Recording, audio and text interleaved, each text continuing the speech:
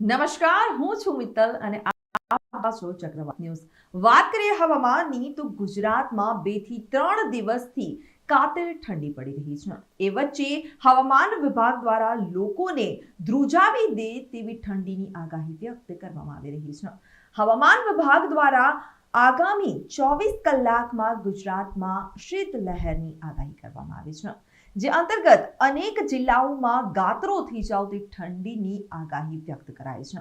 હવામાન વિભાગની આગાહી અનુસાર આજે અમદાવાદ, આણંદ, અરવલ્લી, બોટાદ, જૂનાગઢ સહિતના જિલ્લાઓમાં 13 ડિગ્રી ન્યૂનતમ તાપમાન રહે તેવી સંભાવના છે, તેમજ જામનગર, નર્મદા, વડોદરા સહિતના જિલ્લાઓમાં 14 ડિગ્રી ન્યૂનતમ તાપમાન રહે તેવી શક્યતા હોય। ગાંધીનગર, ખેડા, મહીસાગર, પંચમહાલ, રાજકોટ, સુરેન્દ્રનગર સહિતના જિલ્લાઓમાં 12 ડિગ્રી ન્યૂનતમ તાપમાન રહેવાની સંભાવના છે।